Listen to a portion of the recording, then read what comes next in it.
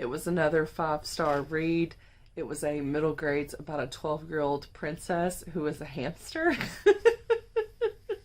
It's telling me that it's 250 pages, but the audiobook was only 2 hours long, so I don't know how that's the case, unless I guess there was pictures inside of the print book, which would, or if it was a smaller size book, so you get less words per page, I could see that.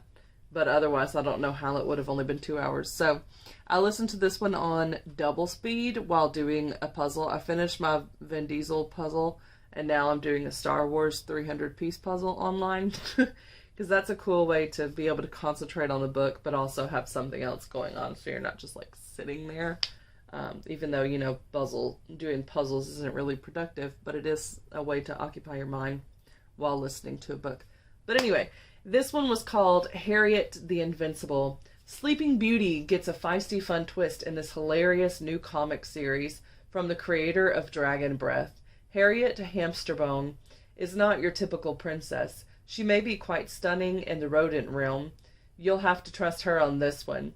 But she is not so great, trailing around the palace, looking ethereal or sighing a lot. She finds the royal life rather dull. One day, though, Harriet's parents tell her of the curse that a rat placed on her at birth, dooming her to prick her finger on a hamster wheel when she's 12 and fall into a deep sleep. For Harriet, this is most wonderful news. It means she's invincible until she's 12. After all, no good curse goes to waste.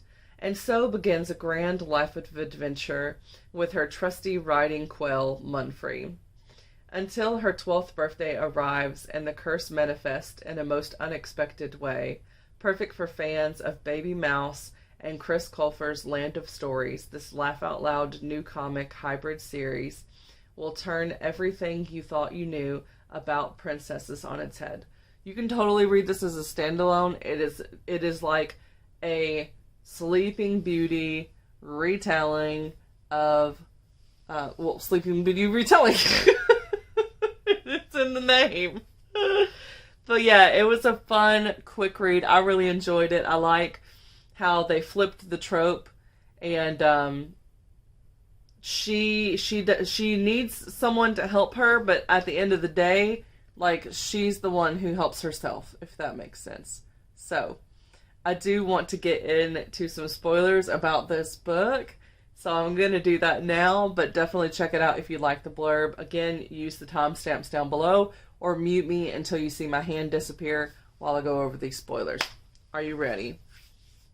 Alright, so she flips the trope by having the girl be the one that saves everyone. So the girl is really smart, and the witch shows up like a day early. The fairy godmother or whatever that cursed her shows up a day early, and it's because her family just has really bad memory. Like the dad's bad with dates, so he gave her like the wrong birthday the whole time.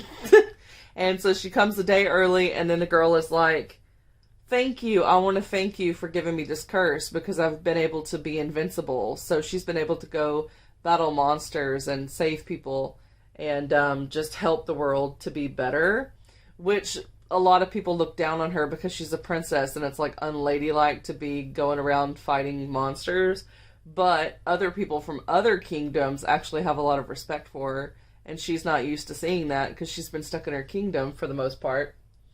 And so then she gets, the curse goes through, but what she does is she has the fairy godmother, she tricks her and has the fairy godmother prick herself so that she's the one that goes to sleep.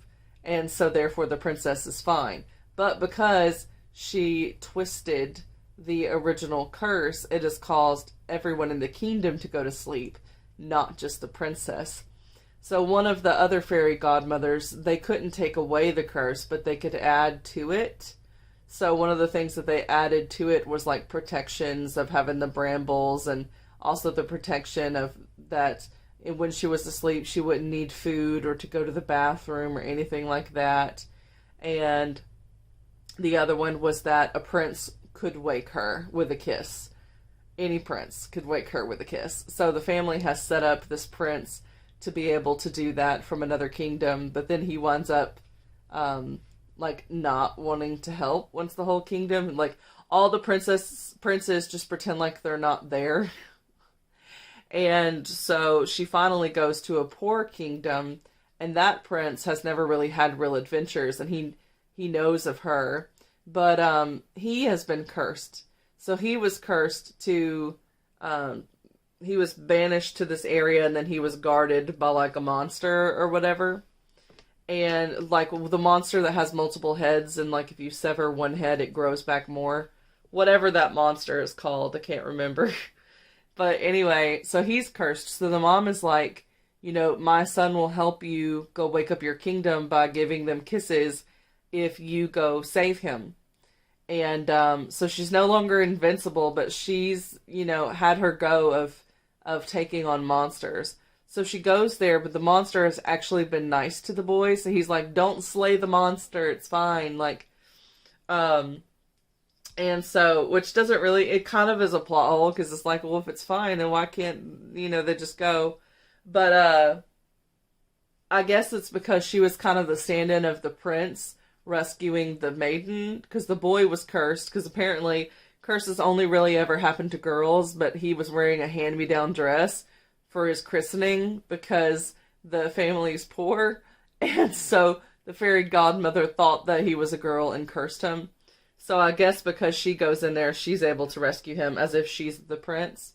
I don't know. It was still a fun story, even if it had a plot hole. So then they go off, and he kisses everybody, and then he's like, my lips are worn out, and no one's woke up. What am I supposed to do? So I'm over here thinking that he needs to kiss her, since originally she would be the one, if she was kissed, it would break the curse. But that wasn't it. He had to kiss the witch that she had prick herself, and who had originally set the curse. So he has to kiss her, and then everyone wakes up, and so then that woman is captured and everything, and then everyone wakes up, and then the guy is like, I want to go on more adventures, like I don't want to just live ordinarily. And then everyone is telling her, now that the curse is over, you need to fulfill your princess role. And they're like trying to get her married off and stuff. Or engaged, like a long-term engagement. And the mom is like, well, the prince rescued you, so you're supposed to marry the prince. And the prince is trying to tell the woman, like, no, I didn't rescue her, she rescued me. And so I really liked that. I loved the characters. They were just so cute. And then in the end, she's like, I don't want to be a princess. I just want to be myself. And so she's like gonna run off with the guy, and they're gonna go on their own adventures. But not like married or anything. They're 12 years old. And they're hamsters. So yeah, it was very cute. I honestly don't know what they'll do with the rest of the series, except for I guess they'll go save other kingdoms. It could be a lot of fun. There's several of them, and the audiobooks are available, so I would not be surprised if for my 25 books, I don't wind up reading another one of these. The only thing about it is that I'm trying to knock off my ABC challenge first, so that's kind of my priority when picking books. And so the next book that I read might be a little bit of a longer standard audiobook novel, but this puzzle is hard, so it's going to take me forever to do. So I could probably finish another audiobook today, which will be 3 books for today, and then I also want to finish a short story. But anyway, yeah, so that's all I'm going to tell you about Harriet the Invincible.